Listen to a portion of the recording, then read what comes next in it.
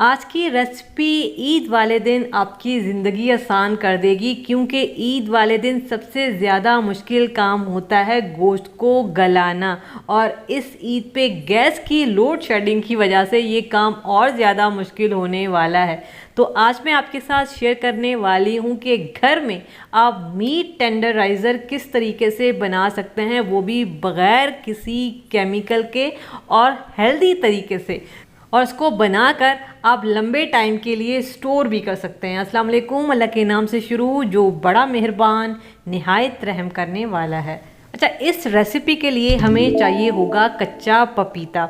अब जहाँ कच्चे पपीते की बात आ जाती है ना, तो बहुत सारे लोग मुझसे कहते हैं कि कच्चा पपीता हमारी तरफ नहीं मिलता है। अगर आप पाकिस्तान में रहते हैं या फिर इंडिया में रहते हैं तो कच्चा पपीता बहुत इजीली मिल जाता है। कच्चा पपीता, जिसको इंग्लिश में रॉ पपाया भी कहते हैं, ये सब्ज़ी वाले के पास या फिर फ्रूट वाले के पास आपको बहुत इजीली मिल जाएगा। अभी ईद का सीज़न है, अभी इस टाइम में तो आपको बहुत आराम से मिल जाएगा। अगर कच्चा पपीता नहीं मिलता तो आप पका हुआ पपीता भी ले सकते हैं।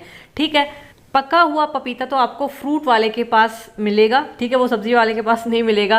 और पका हुआ पपीता अगर आप लेते हैं ना, तो फिर थोड़ा सा सख्त लीजिएगा, नरम ना हो, गला हुआ ना हो। अब मेरे पास ये जो पपीता है ये अच्छे खासे बड़े साइज़ का है और ये थोड़ा सा अंदर से आपको येलो येलो भी दिख रहा होगा। तो मैं ना अभी आपको काट के दिखा देती हूँ कि ये अंदर से किस तरीके का है। ये देखें, ये इस तरह का है। अगर पूरा वाइट है तो भी चलेगा, ये इस तरह से थोड़ा सा कच्चा पक्का है तब भी चलेगा, और अगर पका हुआ है तब भी चलेगा।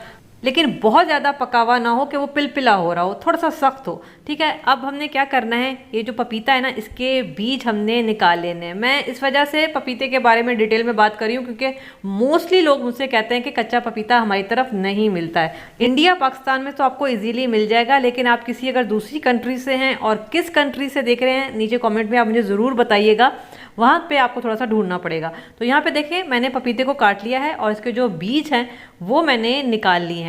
अब देखिए, काम को आसान करने के लिए सबसे पहला जो मेथड है ना, हमने क्या करना है कि मैंने एक अदद स्लाइसर लिया है और स्लाइसर की मदद से हमने बिल्कुल बारीक इसको काटना है ताकि हमारा काम जल्दी हो जाए। इस तरह से हम इसको काटेंगे। तो ये देखें, आधा पपीता जो है ना, मैंने इस तरीके से बिल्कुल बारीक स्लाइसर की मदद से काटा है। एक तरीका तो ये है, स्लाइसर की मदद से थोड़ा सा टाइम ज़्यादा लगेगा, और दूसरा तरीका ये है कि झटपट से ये काम हो जाएगा कि आपने इसको चॉपर में डालना है और इसको बिल्कुल बारीक चॉप कर लेना है। तो अभी मैं भी ये करने वाली हूँ। और यहाँ पे देखें, ये इस तरह से मैंने इसको बिल्कुल बारीक चॉप कर लिया, ये देख रहे हैं। उसके बाद आपने खुला सा बर्तन लेना है और इसमें ये पूरा पपीता फैला के डालना है। अच्छा, पपीता आपने छिलके समेत लेना है, फिर चाहे वो पका हुआ हो या फिर कच्चा हो, छिलके समेत ही हमने लेना है। अब हमने क्या करना है, घर में जिस भी जगह पे अच्छी धूप आ रही हो उस जगह पे इसको रख देना है।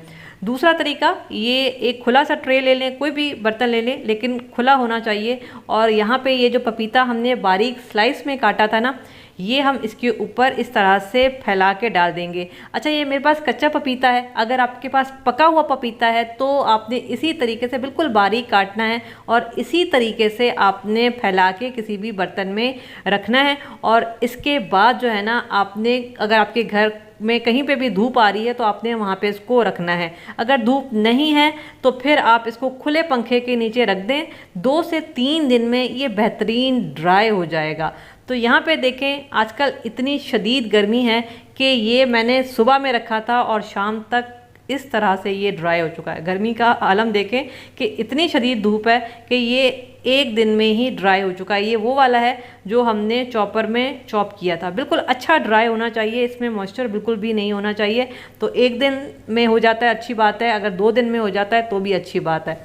और ये जो दूसरा मैंने बारीक स्लाइस में काटा था, ये भी ये देखें, ये इस तरह से बिल्कुल पापड़ बन चुका है। ये मैंने रात में तो हवा में रख दिया था कमरे में, फिर सुबह में मैंने इसको धूप में रखा, तो ये शाम तक ये दोनों जो है ना वो बेहतरीन से ड्राई हो चुके हैं। तो ज़्यादा टाइम नहीं लगेगा, 1 से 2 दिन में ये बेहतरीन ड्राई हो जाएगा। जब ये अच्छा से ड्राई हो जाए तो इसके बाद हमने क्या करना है, एक अदद लेना है ग्राइंडर, और ये जो हमने स्लाइसर से काटा था ये हम पहले ग्राइंड करेंगे। तो इसको हम ग्राइंड कर लेते हैं। तो यहाँ पे देखें, मैं आपको दिखा देती हूँ, ये थोड़ा सा जो है ना मोटा मोटा भी ग्राइंड हुआ है। अभी इसको थोड़ा सा और मज़ीद ग्राइंड करेंगे, लेकिन ना ये पिसने के बाद थोड़ा हो गया है। तो ये जो बाकी का था, जो हमने बारीक चॉप किया था, ये डाल देंगे। इसके अलावा मैं इसमें 1/2 टेबल स्पून डालेंगे नमक। नमक एक तो प्रिजर्वेटिव का काम करेगा और दूसरा जो है वो नमक भी गोश्त को गलाने में बहुत तेज़ी से काम करता है। तो हाफ टेबल स्पून हम इसमें डालेंगे नमक। इसके अलावा एक और चीज़ डालने वाले हैं, हाफ टेबल स्पून ही मैं डाल रही हूँ जिंजर पाउडर, ड्राई अदरक का पाउडर हम इसमें डाल रहे हैं। अगर आप चाहें तो जब हम पपीता ड्राई कर रहे थे ना, तो उसके साथ आप ताज़ा अदरक लेके उसके छोटे छोटे से स्लाइस करके आप पपीते के साथ उसको ड्राई करें, तो फिर इस पॉइंट पे डाल दें। मेरे पास अदरक का पाउडर था तो मैंने इस वजह से ड्राई नहीं किया। अब हम क्या करेंगे, इसको दोबारा से ग्राइंड करेंगे, जितना मुमकिन हो सके इसको बारीक ग्राइंड करेंगे। तो यहाँ पे देखें, घर का बना हुआ मीट टेंडराइज़र तैयार हो गया है और इसमें किसी किस्म का केमिकल नहीं है, नेचुरल चीज़ें हमने डाली हैं। बाज़ार वाला जो मीट टेंडराइज़र होता है, ज़ाहिर है उसमें कहीं ना कहीं कुछ ना कुछ केमिकल शामिल होता है। तो आप आराम से ये कच्चा पपीता लेकर आएँ और ये पाउडर जो है वो बना के रखें। आप चाहें तो पेस्ट भी बना सकते हैं, लेकिन क्या है ना कि आजकल गर्मी है और लाइट बहुत जा रही है। कच्चे पपीते का पेस्ट बना के रखते हैं तो ज़ाहिर हमें फ्रिज में रखना पड़ेगा, और लाइट जिस तरह से जा रही है तो वो पेस्ट जो है वो 2 दिन भी नहीं चलेगा, वो फ़ौरन से ख़राब हो जाएगा। तो बेस्ट तरीका ये है कि आप कच्चे पपीते का पाउडर बना लें और बाहर रखें, ये ख़राब नहीं होगा। यूज़ करने का क्या तरीका है, अगर आपके पास आधा किलो गोश्त है, फिर वो चाहे बड़े का है या फिर छोटे का है, बकरे का है या फिर बीफ है, तो फिर आपने हाफ टेबल स्पून ये पाउडर लेना है। इसके अलावा हाफ टेबल स्पून लहसुन अदरक का पेस्ट और तकरीबन 2 टेबल स्पून नींबू जो है वो लेके आपने गोश्त पे बहुत अच्छी तरह से लगा के तकरीबन 3 से 4 घंटे के लिए गोश्त छोड़ दें।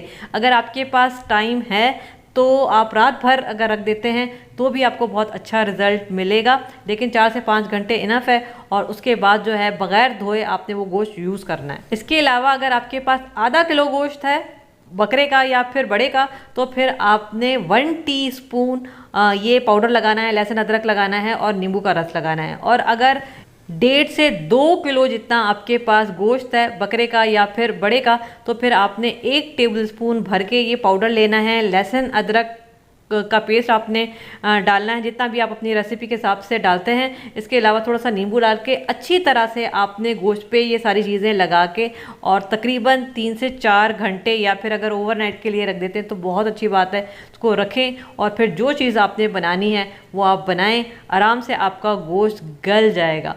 इसको स्टोर करने का तरीका ये है कि आप किसी भी साफ़ सुथरी बॉटल में इसको रखें और किचन में किसी भी ड्राई जगह पे रखें। देखिए, मीट टेंडराइज़र बहुत आराम से मिल नहीं रहा होता, बहुत सारी जगहों पे नहीं मिलता। तो अगर आप ये खुद से ये पाउडर बना के रख लेते हैं तो ईद पे आपका बहुत ज़्यादा काम आसान होने वाला है, क्योंकि गैस की लोड शेडिंग की वजह से ख़वातीन बहुत ज़्यादा परेशान होने वाली हैं। तो ये आपके बहुत काम आने वाला है।